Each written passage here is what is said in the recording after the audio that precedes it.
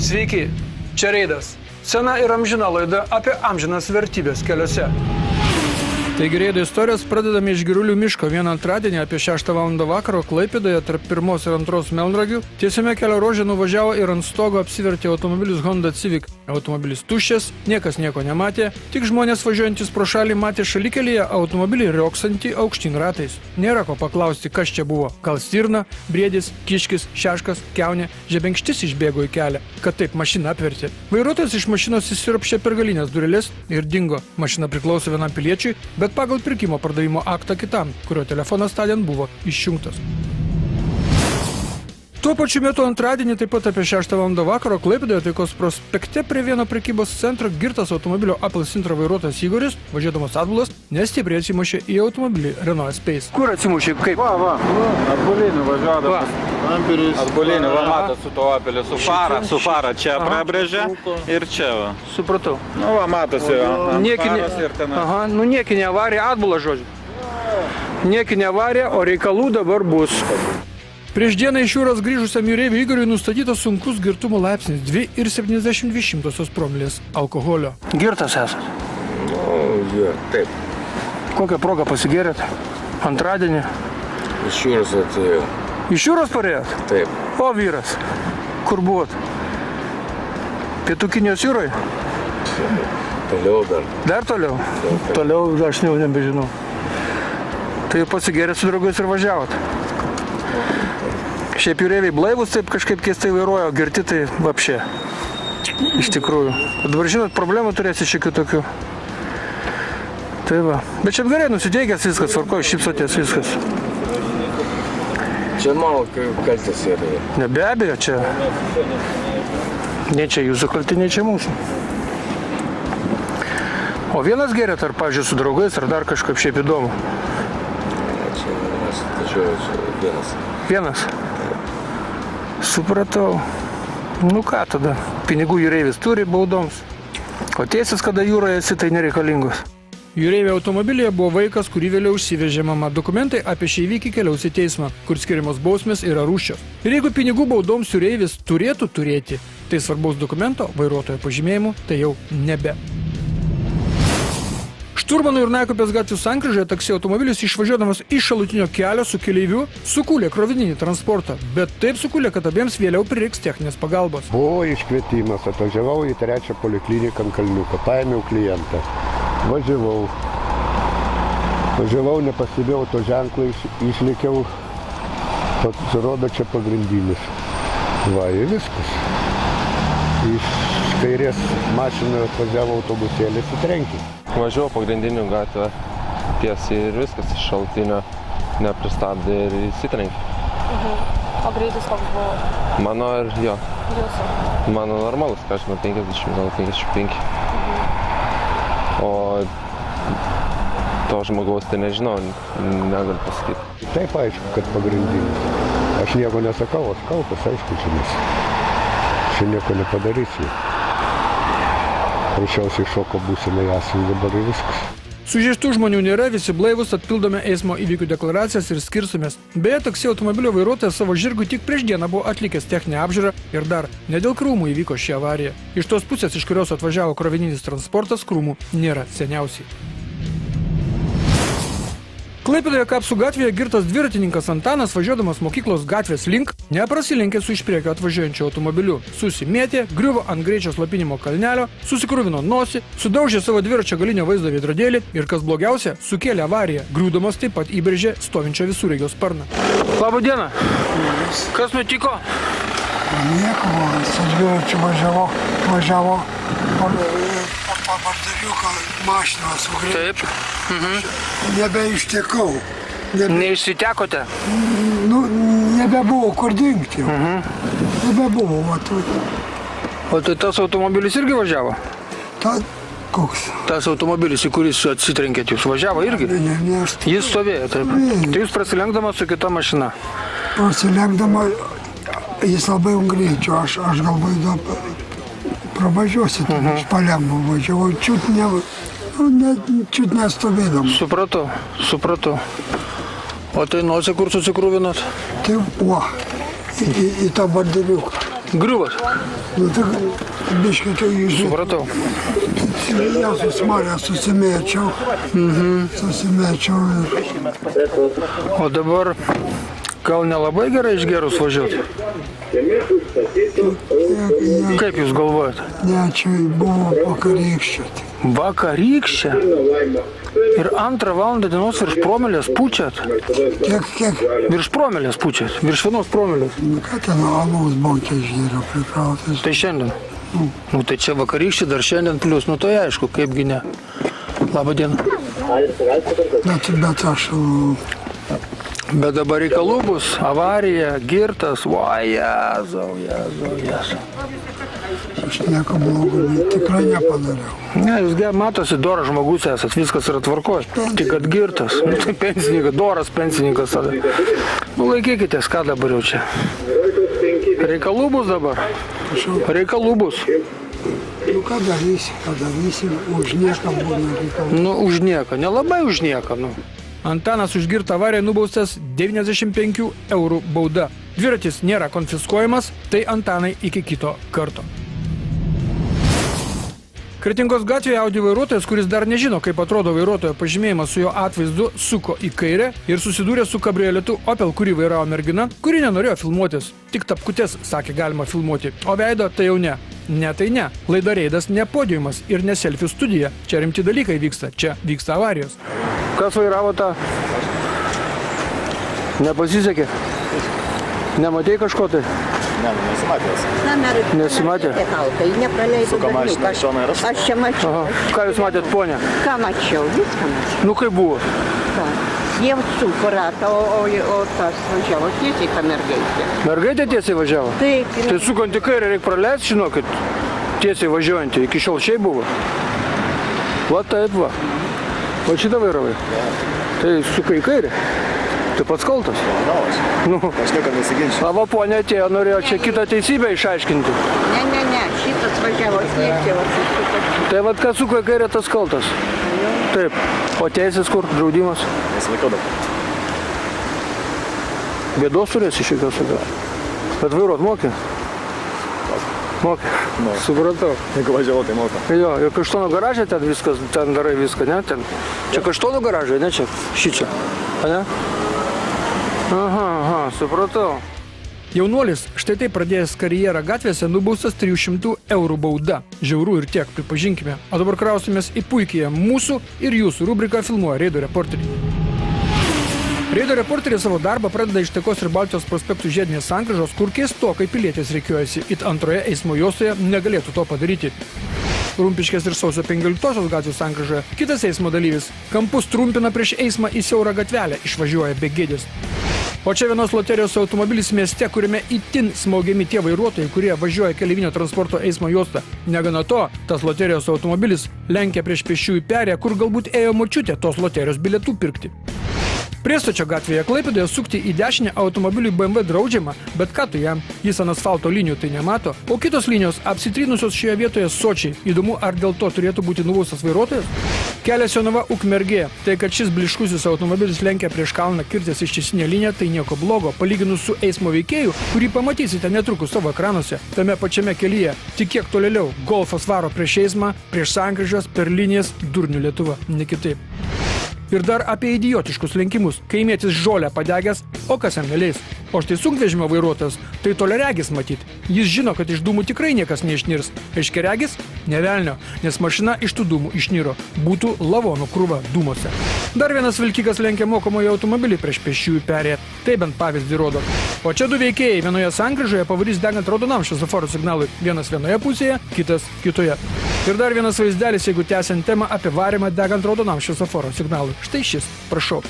Ir dar apie raudoną šviesą. Apie raudoną spalvą net beždžionė žino įlipusios į kosminį laivą, jog raudonų knopkių liesti nevalia. Tai ne, Golfas nebūtų Golfas. Rodo posūkio signalą į dešinę, o suka į kairę ir dar degant raudonam šviesoforo signalui. Klupėnų miestelis ir BMW vairuotoją perspėjame paskutinį kartą, kad nelakstytų po miestelį ir nelenktų mašinų kolonos prieš posūkį. Lengvą posūkį, bet vis tiek posūkį. O čia Vilnius, šalia Salomėjos Nėries mokyklos, šioje vietoje yra vienpusis eismas, o taksistas ką daro, o jis nieko nedaro, jam reikia ir viskas. Nepatinka, tai apvažiuosiu aš tave prieš eismą, o tu palauksi. Dabar jūsų dėmesį Baltikum televizijos reklama ir anonsai, o po to laidoje matysite. Prie Lapių kaimo girtas dėdė apvertė sunieną automobilį ir pabėgo. Baigiantis sezonui, baikeriai praranda budrumą. Simonutytės gatvėje sudaužytas automobilis dar kartą buvo sudaužytas. 2 sesės Toyotos sukibo žiedinėje sankryžoje. Visą tai ir dar daugiau jau po reklamos.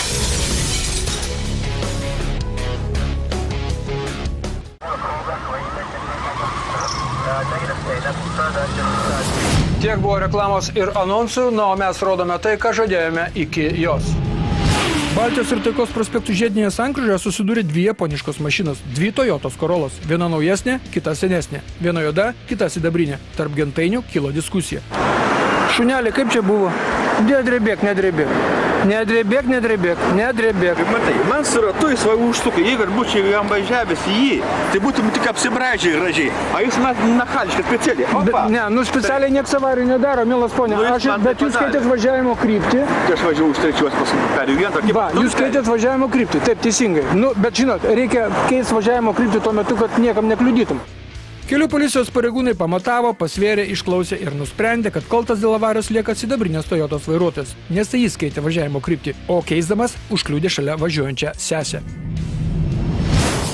Atkakame iš Šilutės ir Dubysos gatvių sankryžą. Avarija šiai vietai būdinga, kai už minėtos sankryžos mašinos pradeda judėti lėčiau. Tai buvo ir šį kartą. Peugeot plojo į 6 Mazdos galą. Priekį sustabdė greičiau mašinas. Aha. Greičiau jinai nespėjo moteris.